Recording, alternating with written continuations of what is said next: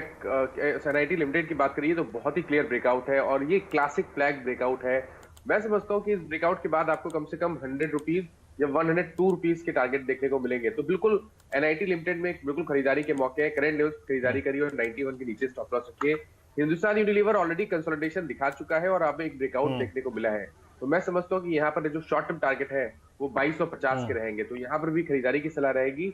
आपके stop losses 2065 के नीचे रहेंगे। ओके, अब दर्शकों से बातचीत करते हैं, दोनों ट्रेड्स पर नजर रखिएगा। पहला प्रश्न लेते हैं और ये है जितेंद्र फरीदाबाद से। इनका प्रश्न है इक्विटास पे। इनके पास एक लॉट है 45 की call at the rate 4.8। Okay, Equitas करीब 45-30 पे ट्रेड करता हुआ। और सर ये उतना बेहतरीन, एनकरेजिंग और जिसे कहते हैं क्लियर कट चार्ट नहीं है जिस पे मैं ऑप्शन के जरिए ट्रेड करूं। मानस, आपकी राय। डायरेक्टर साहब, मीनवाइल आप एनआईटी टेक भी दिखाते रहिएगा, डे हाई पे स्टॉक आ चुका है। ये ऐसा स्टॉक नहीं है जहां पर आपको ऑप्शन में ट्रेड करने हो, क्योंकि अभी तक साइन नहीं दिखे हैं क्लियर रिवर्सल के। और वो जो स्तर है वो है 47.50 का। जब स्टॉक 47.50 के ऊपर निकले तब आप उम्मीद करिए कि शायद हमें 57 से 58 तक के लेवल देखने को मिलेंगे। अदरवाइज आपने ऑलरेडी लिया हुआ है तो होल्ड करिए, बट एग्जैक्टली 42 के नीचे स्टॉप लॉस रखिए। 42 के नीचे जाए तो अपने कॉल की पोजीशन से एग्जिट कर जाए। ओके सर, देखिए फर्स्ट थॉट यही आ रहा है सर कि बहुत बेहतरीन अगर आप देखें चार्ट नहीं है और चल भी गया ना सर, तो इसमें ऑप्शन पे पैसा कमाना बहुत मुश्किल है सर।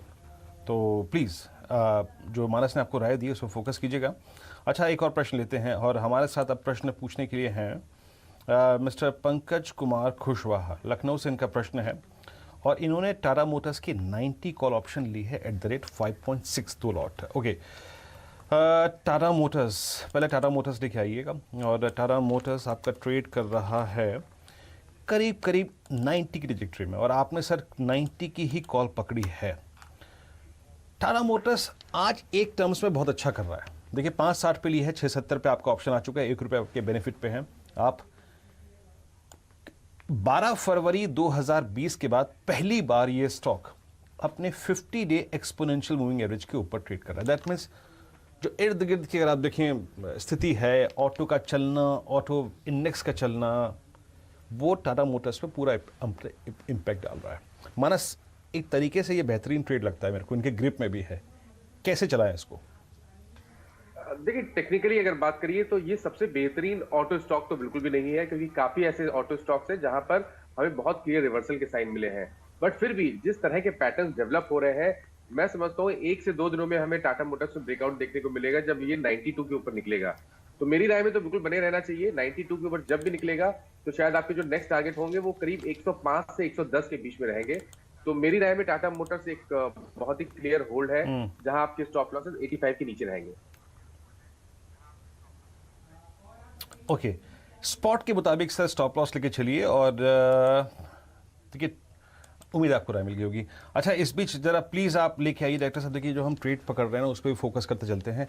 एनआईटी लिमिटेड अब करीब करीब 94.65 डे हाई पर आ चुका है स्टॉक।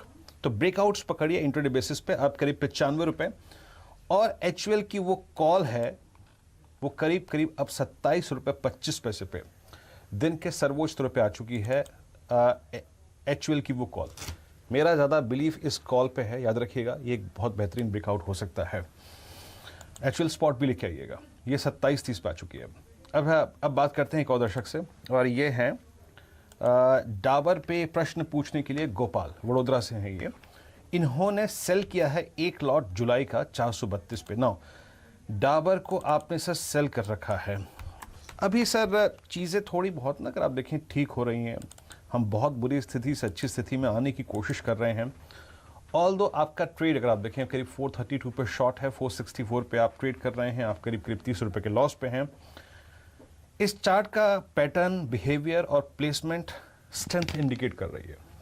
मानस, आप देखिए ना किस तरीके से इसने शुक्रवार को अपने 200 EMA के ऊपर एक बहुत कमांडिंग क्लोजिंग दी। आज सुबह अच्छी नहीं है इसके लिए, बट आई थिंक इस बिहेवियर के साथ इस स्टॉक पे शॉर्ट रहना मेरे को बहुत रिस्की नज़र आ रहा है। और आप 30 रुपये के M2M लॉस में भी हैं, क्या राय देंगे आप? देखिए, ये ट्रेड इसलिए भी ज़्यादा रिस्की है क्योंकि एफएमसीजी स्टॉक्स की अगर बात करिए तो ज़्यादातर एफएमसीजी स्टॉक्स चार्ट पे बेहतरीन लगते हैं। और डाबर की अगर बात है तो पिछले 3-4 हफ्तों में करेक्शन के बाद जिस तरह की रिकवरी हमने लास्ट आखिरी हफ्ते देखी और बेहतर वॉल्यूम के साथ देखी, तो मैं तो समझता हूँ कि शायद ये हर करेक्शन पे अब आपको खरीदारी करने के मौके देगा, क्योंकि अब इसका जो टारगेट है वो 500 से लेकर 510 के बीच में आता है।